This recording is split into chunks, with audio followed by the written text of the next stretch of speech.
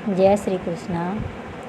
भगवान श्री कृष्ण ने अर्जुन को निमित्त बनाकर समस्त विश्व को गीता के रूप में जो महान उपदेश दिया है, यह अध्याय उसकी प्रस्तावना रूप है। उसमें दोनों पक्ष के प्रमुख योद्धाओं के नाम गिनाने के बाद मुख्य रूप से अर्जुन को कुटुंब नाश की आशंका से उत्पन्न हुए मोहजनित विषाद का वर्णन है। धृतराष्ट्र बोले, हे संजय, धर्म भूमि कुरुक्षेत्र में एकत्रित युद्ध की इच्छा वाले मेरे और पांडु के पुत्रों ने क्या किया।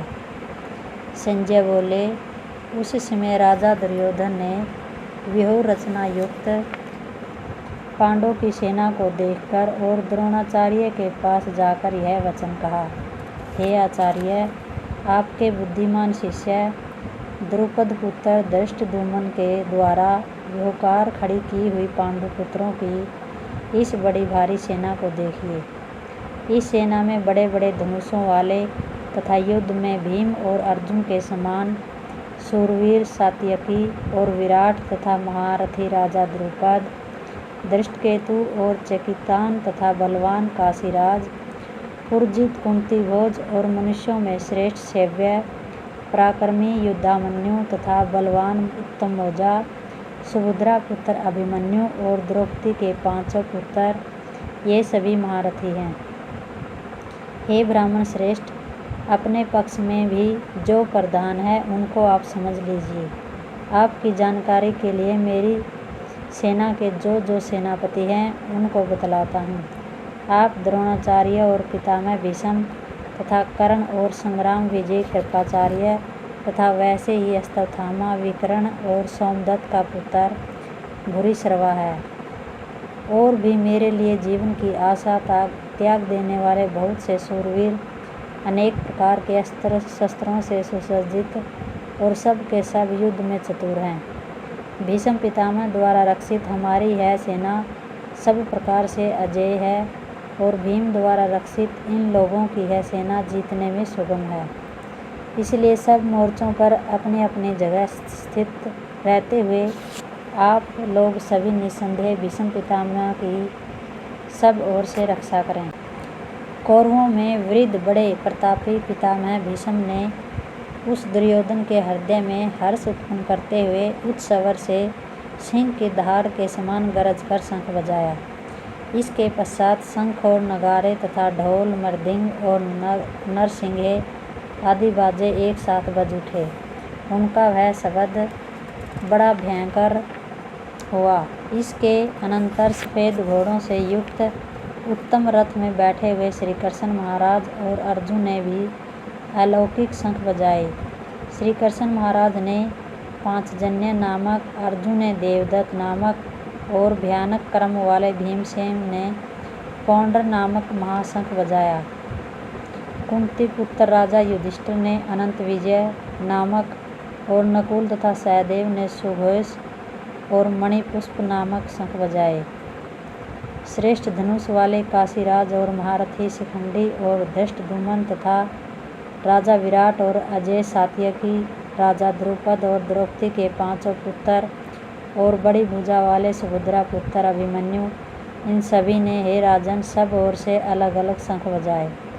और उस भयानक शब्द ने आकाश और पृथ्वी को भी गुंजाते हुए धृतराष्ट्रों के अर्थात आपके पक्ष वालों के हृदय विदीर्ण कर दिए। हे राजन, इसके बाद कपिध्वज अर्जुन ने मोर्चा बांधकर डटे हुए धृतराष्ट्र संबंधियों को देखकर उस शस्त्र चलने की तैयारी के समय धनुष उठाकर ऋषिकेश श्री कृष्ण महाराज से यह वचन कहा, हे केशव, मेरे रथ को दोनों सेनाओं के बीच में खड़ा कीजिए और जब तक कि मैं युद्ध क्षेत्र में डटे हुए युद्ध के अभिलाषी इन विपक्षी योद्धाओं को भली प्रकार देख न लूँ कि इस युद्ध रूप व्यापार में मुझे किन किन के साथ युद्ध करना योग्य है, तब तक उसे खड़ा रखिए। दुर्बुद्धि दुर्योधन का युद्ध में हित चाहने वाले जो ये राजा लोग इस सेना में आए हैं, इन युद्ध करने वालों को मैं देखूंगा। संजय बोले, हे धृतराष्ट्र, अर्जुन द्वारा इस प्रकार कहे हुए महाराज श्री कृष्णचंद्र ने दोनों सेनाओं के बीच में भीष्म और द्रोणाचार्य के सामने तथा संपूर्ण राजाओं के सामने उत्तम रथ को खड़ा करके इस प्रकार कहा कि हे पार्थ, युद्ध के लिए जुटे हुए इन कौरवों को देख। इसके बाद पृथा पुत्र अर्जुन ने उन दोनों ही सेनाओं में स्थित ताऊ चाचों को, दादों परदादों को, गुरुओं को, मामाओं को, भाइयों को, पुत्रों को, पोतरों को तथा मित्रों को और ससुरों को और सहृदयों को भी देखा। उन उपस्थित संपूर्ण बंधुओं को देखकर वे कुंती पुत्र अर्जुन अत्यंत करुणा से युक्त होकर शोक करते हुए यह वचन बोले। अर्जुन बोले, हे कृष्ण, युद्ध क्षेत्र में डटे हुए युद्ध के अभिलाषी इस सवजन समुदाय को देखकर मेरे अंग शिथिल हुए जा रहे हैं और मुख सूखा जा रहा है तथा मेरे शरीर में कंप और रोमांच हो रहा है।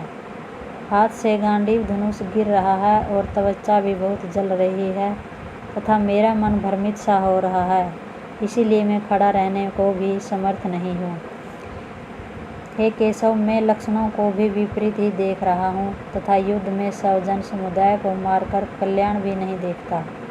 हे कृष्ण, मैं न तो विजय चाहता हूँ और न राज्य तथा सुखों को ही। हे गोविंद, हमें ऐसे राज्य से क्या प्रयोजन है अथवा ऐसे भोगों से और जीवन से भी क्या लाभ है। हमें जिनके लिए राज्य, भोग और सुखादि अभिष्ट हैं, वे ही ये सब धन और जीवन की आशा को त्याग कर खड़े हुए हैं। गुरुजन, ताऊ चाचे, लड़के और उसी प्रकार दादे, मामे, ससुर, पौत्र, साले और भी संबंधी लोग हैं। हे मधुसूदन, मुझे मारने पर भी अथवा तीनों लोकों के राज्य के लिए भी मैं इन सबको मारना नहीं चाहता। फिर पृथ्वी के लिए तो कहना ही क्या। हे जनार्दन, धृतराष्ट्र के पुत्रों को मारकर हमें क्या प्रसन्नता होगी। इन अत्याचारियों को मारकर तो हमें पाप ही लगेगा। अतएव हे माधव, अपने ही बांधव धृतराष्ट्र के पुत्रों को मारने के लिए हम योग्य नहीं हैं, क्योंकि अपने ही कुटुंब को मारकर हम कैसे सुखी होंगे। यद्यपि लोभ से भ्रष्टित हुए ये लोग कुल के नाश से उत्पन्न दोष को और मित्रों से विरोध करने में पाप को नहीं देखते, तो भी हे जनार्दन, कुल के नाश से उत्पन्न दोष को जानने वाले हम लोगों को इस पाप से हटने के लिए क्यों नहीं विचार करना चाहिए। कुल के नाश से सनातन कुल धर्म नष्ट हो जाते हैं। धर्म के नाश हो जाने पर संपूर्ण कुल में पाप भी बहुत फैल जाता है। हे कृष्ण, पाप के अधिक बढ़ जाने से कुल की स्त्रियां अत्यंत दूषित हो जाती है और हे वाणे, स्त्रियों के दूषित हो जाने पर वर्ण संकर उत्पन्न होता है। वर्ण संकर कुलघातियों को और कुल को नरक में ले जाने के लिए ही होता है। लुप्त हुई पिंड और जल की क्रिया वाले अर्थात श्राद्ध और तर्पण से वंचित इनके पितर लोग भी अधोगति को प्राप्त होते हैं। इन वर्ण संकराकर दोषों से कुलघातियों के सनातन कुल धर्म और जाति धर्म नष्ट हो जाते हैं। हे जनार्दन, जिनका कुल धर्म नष्ट हो गया है, ऐसे मनुष्यों का अनिश्चित काल तक नरक में वास होता है, ऐसा हम सुनते आए हैं। हाँ, शोक, हम लोग बुद्धिमान होकर भी महान पाप करने को तैयार हो गए हैं, जो राज्य और सुख के लोभ से स्वजनों को मारने के लिए उदित हो गए हैं। यदि मुझ शस्त्र रहित और सामना न करने वाले को शस्त्र हाथ में लिए हुए धृतराष्ट्र के पुत्र रण में मार डालें, तो वह मारना भी मेरे लिए अधिक कल्याणकारी होगा। संजय बोले, रणभूमि में शोक से उद्विग्न मन वाले अर्जुन इस प्रकार कहकर बाण सहित धनुष को त्याग कर रथ के पिछले भाग में बैठ गए। जय श्री कृष्ण।